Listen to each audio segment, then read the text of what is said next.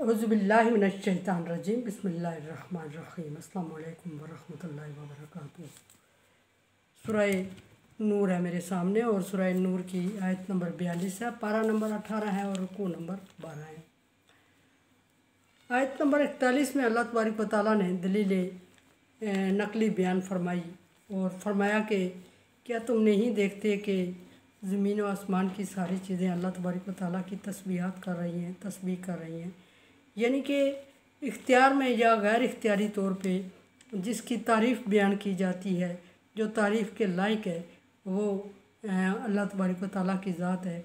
जो चीज़ें अक्ल रखती हैं, जो शऊर रखती हैं, वो भी अल्लाह तबारक व तआला की तस्बीह करती हैं।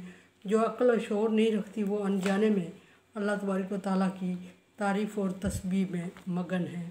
अल्लाह के अलावा और कोई ज़ात इस काबिल नहीं है जिसको इतना याद किया जाता हो, जिसकी इतनी तस्बीह की जाती हो जितनी अल्लाह तबारक व तआला की जाती है। और अल्लाह के अलावा कोई इस लायक भी नहीं है।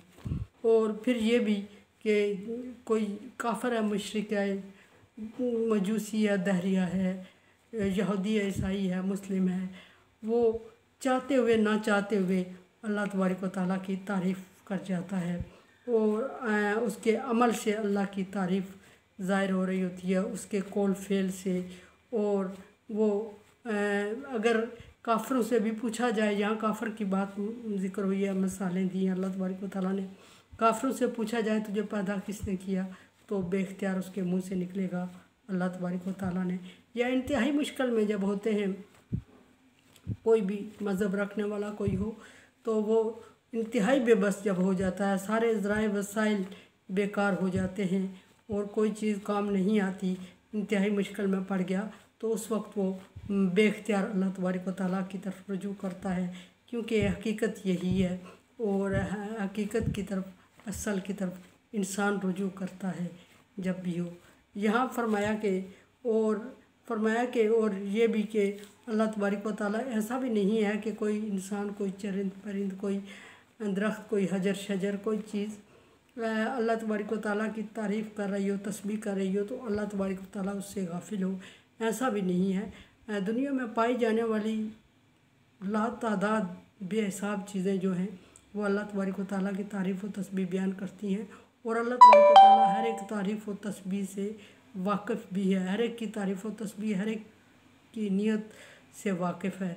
और वो हर एक के इंसान के वो गुज़रे हुए जहन से गुज़रने वाले ख्यालात और एक चींटी के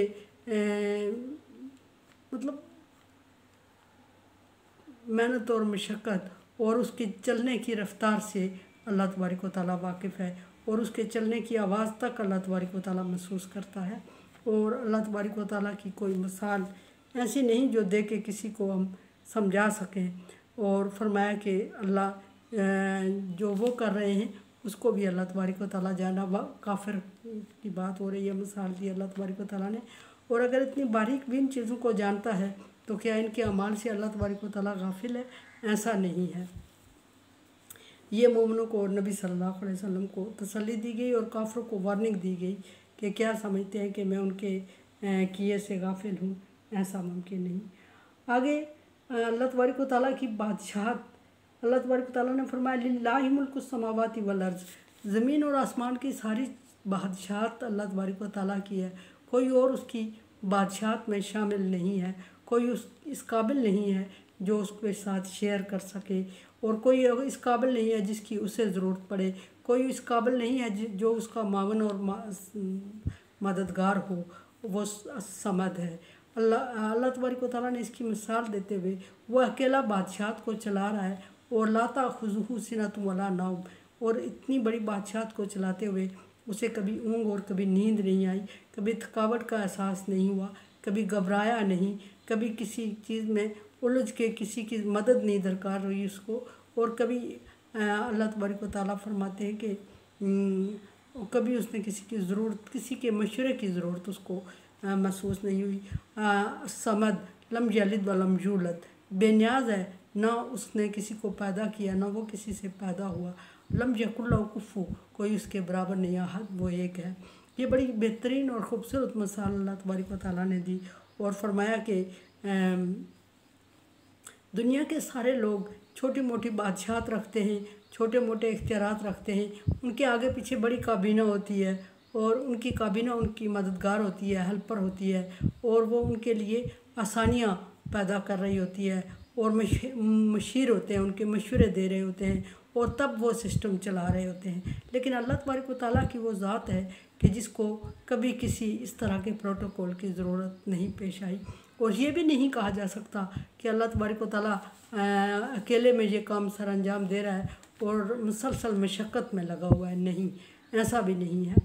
اللہ تبارک و تعالیٰ کے کن کہنے سے پوری کائنات خود وجود میں آ جاتی ہے، کن کہنے سے ساری کائنات مٹ جائے، ذرہ ذرہ ہو کے، ریزہ ریزہ ہو کے بکھر جائے، اور پھر کن کہنے سے سمٹ جائے۔ کن فیکون، ایک لمحے کی دیر نہ لگے، کن کہنے کے بعد فیکون وہ ہو جائے۔ اور یہ صرف اللہ تبارک و تعالیٰ کی ذات کر سکتی ہے۔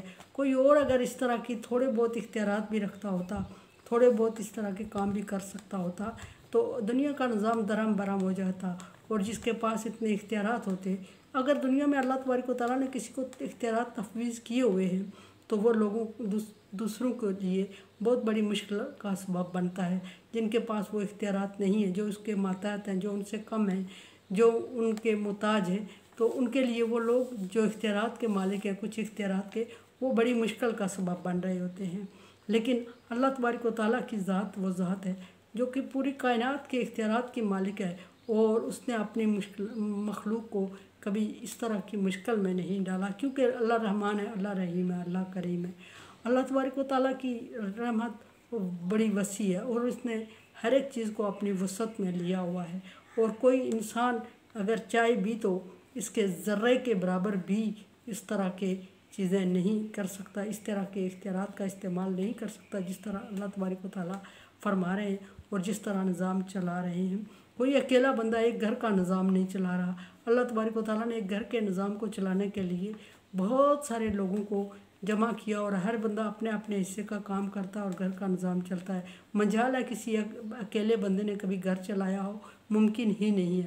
اللہ تبارک و تعالیٰ کی قدرت دیکھیں کہ اس نے روئے زمین پر تمام چیزوں کو چلایا ہوا ہے، تمام چیزوں کو سنبھالا ہوا ہے، اور تمام چیزوں کو کے ٹھکانوں کو، تمام چیزوں کے کھانے پینے کو، تمام چیزوں کو حرکات و سکنات کو جانتا ہے، اور ان کے وقت کو جانتا ہے، ان کے سانس لینے کے ٹائم کو جانتا ہے، اور اللہ تبارک و تعالیٰ کے ریکارڈ میں ہے۔ فرمایا وَإِلَى اللَّهِ الْمَصِيرُ، اور پھر یہ بھی فرمایا کہ اسی کی طرف آپ نے لوٹ کے جانا ہے۔ کوئی اگر یہ سمجھے کہ یہ دنیا میں ہمیشہ رہے گا یا مر کھپ جائے گا تو اس کے بعد کچھ بھی نہیں ہوگا، تو ایسا نہیں ہے۔ اللہ نے فرمایا کہ مرنا بھی ہے، اور مرنے کے بعد اس کی طرف جمع بھی ہونا ہے، اس کی طرف حاضر بھی ہونا ہے، اور حاضر ہونا ہے تو اعمال کا حساب بھی دینا ہے، اور اعمال کا حساب دینا ہے تو اعمال کا حساب لینا بھی ہے، اور اعمال کا حساب لینا ہے تو اس حساب کی بنیاد پہ اگلی زندگی کو شروع بھی کرنا ہے، اور اگلی زندگی جو کہ نہ ختم ہونے والی ہے، اور اس کے لیے پھر اس دنیا کو ایک تجربہ گاہ یا نیٹ ورک بنایا گیا جس میں وہ کام کرے گا، اور اس کے انجام کو پا کے اگلی وقت کہی اور ابدی زندگی جو اس کی شروع ہوگی۔ قرآن سمجھیں، دیکھیں، سمجھیں، اور سبسکرائب کریں۔ تعاون علی البر والتقوی، اللہ تبارک و تعالیٰ کا حکم ہے نیکی اور بھلائی کے کاموں میں ایک دوسرے سے تعاون کریں۔ تعاون کریں، چینل کو سبسکرائب کریں، بیل آئیکن کو پریس کریں، اور صدقہ جاریہ میں میرا ساتھ دیں۔ اللہ حافظ۔